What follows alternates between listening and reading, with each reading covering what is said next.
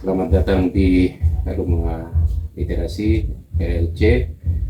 Sudah bersama saya Martin Lucy Esikom, calon anggota DPR Denada 2024-2029 dari Partai Golongan Karya nomor urut 3 Dapil 1 Bajawa.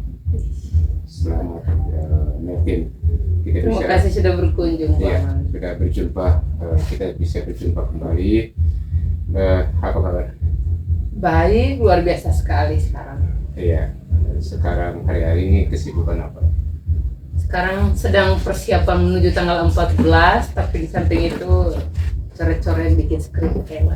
Oh iya, itu film tentang apa? Kalau boleh dibocorin sedikit ya. Oh, itu film perang tentang pahlawan. Karena kita perlu bersaing dengan dunia luar, bahwa kita yang di kampung bisa buat proyek yang lebih luar biasa dari orang-orang lain. Ya, mudah-mudahan sukses ya. Amin. Kegiatan lain apa ya? Selain persiapan tanggal 14, beberapa hari lagi. Kegiatan sekarang persiapan mau camping, saya sudah packing alat-alat untuk camping. Mau camping ini? Ya, mau punya camping. konsentrasi ke Pileg 2014. Saya berkonsentrasi, tapi karena sudah selesai masa belusukan, selesai masa kampanye untuk saya secara pribadi, jadi saya tidak mau terlalu larut. Jadi saya harus punya aktivitas yang lain. Kalau saatnya nanti saya kalah, saya tetap bisa fight lagi. Tapi kalau misalkan saya larut hari ini, baru saya akan tenggelam. Metin juga aktif di literasi ya, di Kabupaten Nada. Hari-hari ini apakah itu stop ya? Kalau untuk literasi tetap berjalan. Saya punya perpustakaan tetap buka 24 jam untuk orang-orang datang. Karena memang sekarang kalau untuk orang mau datang baca, kalau kita tidak ajak mereka tidak datang. Mau timbul dari hati itu belum. Makanya kita ke skrip film, literasi sambil mereka berdiskusi. Baik Martin, kita kembali ke topik kita pada perjumpaan kita kali ini. Saya masih ingat ya, Martin pernah membuat satu pernyataan sangat alergi tentang politik dan bahwa politik itu kotor dan menggelikan begitu ya. Ini apa alasan Anda? Ya, dulu saya sangat tidak mau terlibat dengan politik.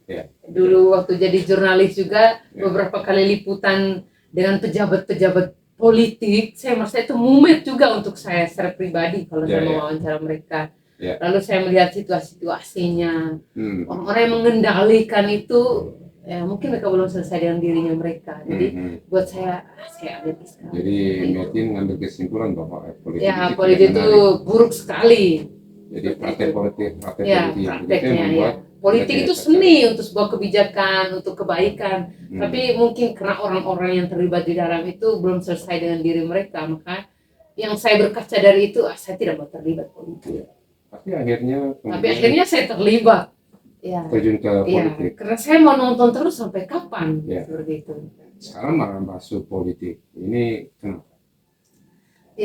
Kemarin saya menyadari bahwa ternyata negara ini dikendalikan oleh partai politik. Nah, kalau kita tidak terlibat dengan partai politik, kita akan tetap jadi penonton.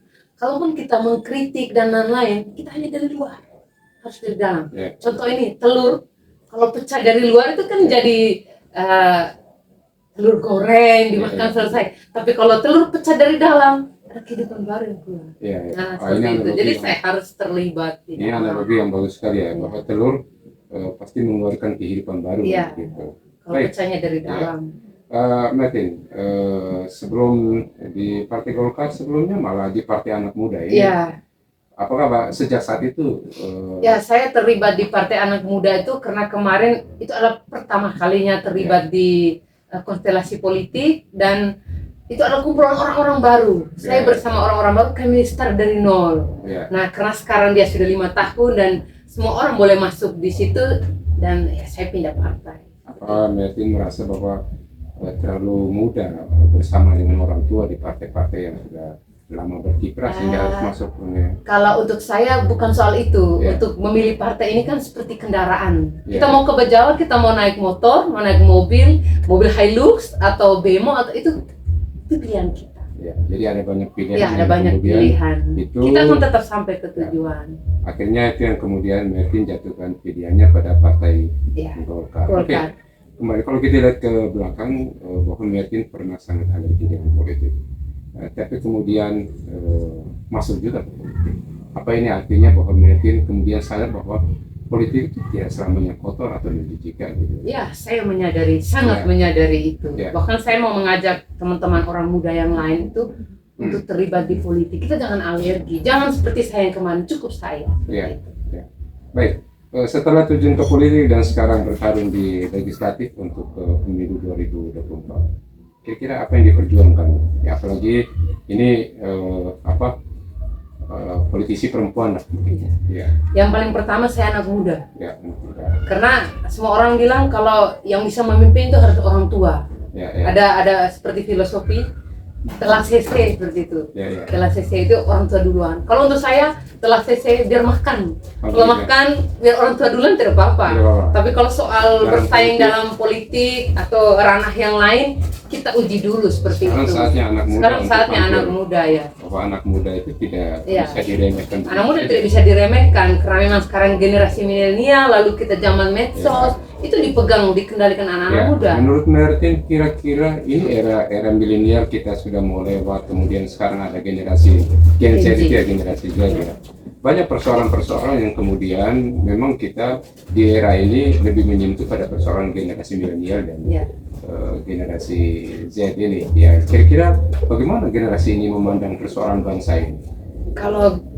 Kalau sebagian teman-teman yang tidak terlibat dalam politik, yang masih belum antusias, bukan alergi ya, belum antusias, mungkin mereka belum menemukan diri mereka, itu mereka melihat bahwa ini seperti permainan seperti itu. Karena siapapun presiden, siapapun itu, semua orang muda merasa bahwa itu tidak akan pernah mengubah kami, mengubah saya punya pekerjaan, mengubah itu seperti itu. Jadi ya presiden boleh berganti, DPR boleh berganti, ya tetap begitu saja. Sebelumnya Martin berpikiran seperti itu. Saya berpikir seperti itu. Tapi kalau untuk soal kekinian itu, orang muda punya medsos. Jadi yang mereka lihat scroll setiap hari itu adalah omong-omong publik, omong-omong politik yang kok seperti ini, seperti itu yang harus jadi generasi milenial dan Gen Z ini punya masalah tersendiri di era mereka. Apakah itu artinya bahwa ya masalah-masalah generasi milenial dan generasi Z ini ya memang harus diselesaikan oleh generasi itu?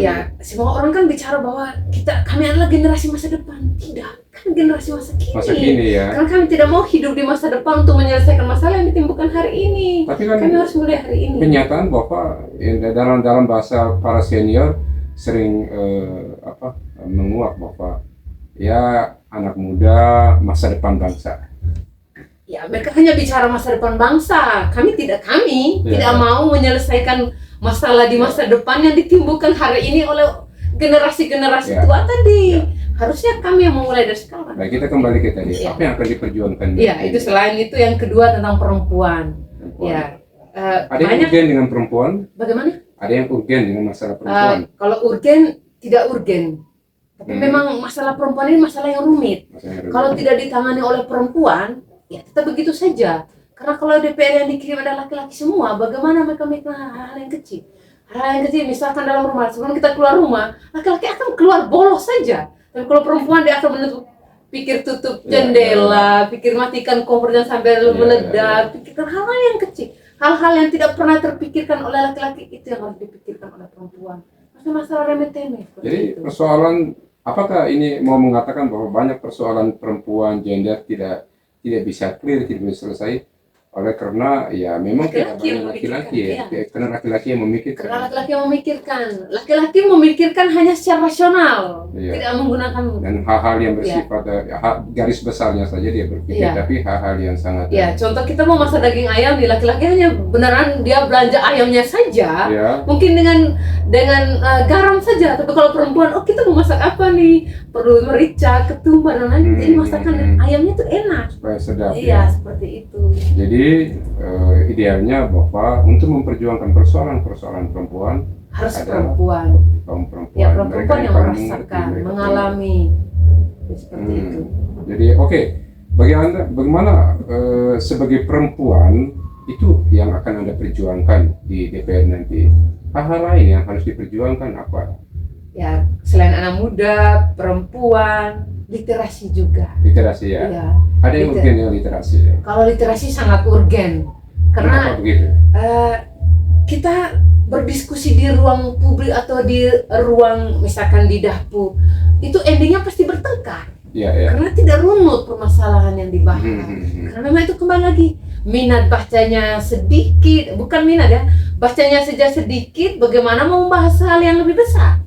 Bicara A, dia sudah bicara B, bicara C. Hal A saja yang lebih detail itu tidak dibahas semua, karena itu baru membaca, itu mempengaruhi juga menulis. Update status di Facebook hari ini, saya kalau scroll semua, waduh, menyedihkan, sangat menyedihkan. Oke, sebelum kita bicara tentang memperjuangkan literasi untuk publik, tapi bagaimana Anda pernah tidak memikirkan literasi untuk para pengambil kebijakan misalnya? Oh, kalau untuk literasi untuk para pengambil kebijakan, ini keren ini. Iya. Memang selama ini saya memikirkan literasi untuk anak-anak. Ya, betul. Ya, karena saya berpikir mulai dari yang akar. Tapi kalau untuk yang sudah di atas itu agak rumit ya, kita membahas mereka untuk bagaimana kita berliterasi. Mungkin kita bicara bahwa mungkin mereka menerbitkan buku, bahkan mereka tidak membacanya juga. Seperti itu. Atau misalnya bagaimana pengambil kebijakan juga mesti melek buku gitu misalnya, juga harus punya referensi. Ini banyak pengambil kebijakan katakan di DPRD, banyak politisi juga tidak punya perpustakaan pribadi. Ini yang kita temukan. Ya, jangankan perpustakaan pribadi, mungkin rak buku juga tidak ada di rumah. Rak buku. Mungkin bukunya jadi umpan api seperti itu. Tapi dengan begitu, apakah Martin kalau kemudian terpilih juga harus mulai literasi dari lembaga DPRD? Iya, saya punya perpustakaan sendiri, saya punya perpustakaan isi Langa. Dan kalau misalkan saya jadi DPR nanti, saya tidak hanya menjadikan di DPR itu ada buku di sana, tapi saya bawa anak-anak juga. Mereka berliterasi di sana. Mereka tahu ini ruang ini kerjanya apa, seperti itu. Anak-anak perlu berliterasi tidak hanya dengan membaca, tapi dengan melihat secara dekat. Mereka tahu. Ya, mereka tahu. Mereka datang ke sana, lalu si DPR ini juga harus bertemu dengan ini persoalan anak SD ini apa, persoalan mama ini apa, persoalannya apa. Jadi bisa berdiskusi, mempertemukan ruang itu. Mungkin juga semua DPR wajib menulis bahwa setahun ini dia buat apa. Seperti buku kronik seperti itu, bahwa dia sudah melakukan apa, bagaimana, di mana, dan ketika dia 5 tahun selesai, mari kita baca tentang dia 5 tahun dia bikin apa. Jadi jejaknya dia tidak hanya digital, tapi dia harus menulis. Karena sekarang menulis novel dan lain-lain sudah mudah sekali. Aspirasi masyarakat juga mesti diagendakan, dituliskan, lalu kemudian diartikulasikan di lembaga. Hari ini saya turun di A, bertemu siapa, usulannya apa, dan dibuatkan narasi. Martin, budaya politik kita ini kan masih didominasi oleh laki-laki. Saya berharap bahwa akan banyak perempuan kemudian di pemilu ini yang bisa duduk di legislatif. Tapi kemudian misalnya justru hanya 1-2 orang yang bisa duduk gitu, termasuk diantaranya katakan Martin yang kemudian bisa duduk ya. Bagaimana bisa berkiprah di tengah budaya politik yang didominasi laki-laki? Kalau dalam budaya politik kita didominasi laki-laki, misalkan di DPR nanti perempuan hanya saya sendiri, saya pastikan saya adalah orang yang paling menonjol. Dan saya mungkin bukan karena perempuannya, tapi saya mau setara dengan mereka dari saya berbicara, dari cara saya bergaul, dari semua cara. Dari kompetensi. Kompetensi. Mari kita uji dulu soal kualitas dan lain-lain. Saya bukan terlalu percaya diri. Berarti Anda cukup siap untuk duduk di legislatif? Bukan cukup, Bang. Sangat siap ya. Saya sangat percaya diri untuk ini. Berarti sekarang tergantung tinggal masyarakat mau memberi pilihan. Tinggal masyarakat saja, karena masyarakat harus diedukasi lagi. Karena kita masih pemilih emosional. Kita tidak lihat kompetensi pribadinya, track recordnya. Kita lihat bahwa ini adalah keluarganya saya, omnya saya, tantenya saya, dia pernah membantu saya semen, dia pernah membantu saya saat ada orang mati, itu akan saya bantu. Bukan soal, dia ini bisa. Bukan. Kita tidak perlu memikirkan tentang publik. Tapi kalau akhirnya hanya perempuan yang paling mengerti tentang perempuan dengan seluk-beluk berbagai persoalan, maka apakah tidak mungkin misalnya perempuan harus memilih perempuan? Saya pikir perempuan, kita kembali lagi ke masyarakat. Ini soal hati nuraninya mereka. ya semoga sih dengan mereka melihat saya belusukan kemarin, mereka melihat saya kampanye kemarin, mereka terketuk lah. Kalaupun tidak memilih saya, memilihlah perempuan yang lain seperti itu. Ya, memilihlah orang-orang yang punya kompetensi di situ. Oke, Martin, mungkin ini pertanyaan selanjutnya. Apakah parpol Anda itu memperhitungkan pentingnya perempuan di legislatif atau tidak? Apakah ini hanya formalitas saja? Ya, kalau semua partai punya kuota 30% untuk perempuan. Termasuk partai yang itu saya amanat saat ini. undang-undang. Itu karena sesuai amanat undang-undang. Dan semua tidak Tapi bisa dalam mengambil keputusan lain, toh? Dalam prakteknya ketika saya terlibat di dalam, saya masuk di dalam, dan bukan dijadikan anak emas, tapi diperhatikan juga. Seperti ketika kami jatuh ada dorongan, ayo tetap. Dan saya berpikir bahwa saya penting, bukan saya hanya sebagai pelengkap. Karena saya pernah berusaha untuk urus administrasi, lalu diam di rumah. Halo, di mana, datang? Oh, berarti saya penting seperti itu. Dan itu dari tutur kata, dari pergaulan yang membuat saya bahwa saya ini penting. Jadi di partai Anda, Partai Golkar itu tidak melihat perempuan hanya untuk memenuhi kuota 30%, dan ketika di lapangan, kami tidak membedakan dia laki-laki dan dia perempuan. Fight masing-masing seperti itu. Baik. Oke, Martin, lagi beberapa hari. Ini sudah siap mental tidak untuk menang atau untuk kalah? Karena kita bicara berjuang, kalah itu sudah pasti gitu kan. Kalau saya kalah, saya sangat siap. Karena besoknya di tanggal 15 saya punya project. Oh, begitu. Iya, saya punya Jadi project. bukan sedang cari-cari kerja. Saya tidak sedang cari kerja. Tapi itu sudah punya track record. Saya sudah punya, saya sangat percaya diri untuk bicara seperti ini.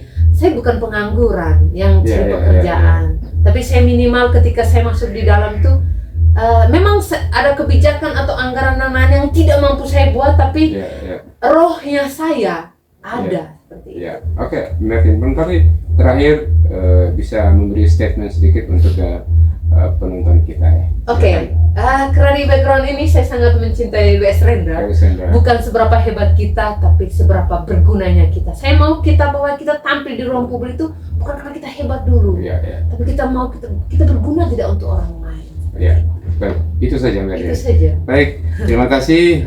Kita baru saja bersama Martin Lucy SIKOM, calon DPRD Ngada 2024-2029. Dan calon sutradara.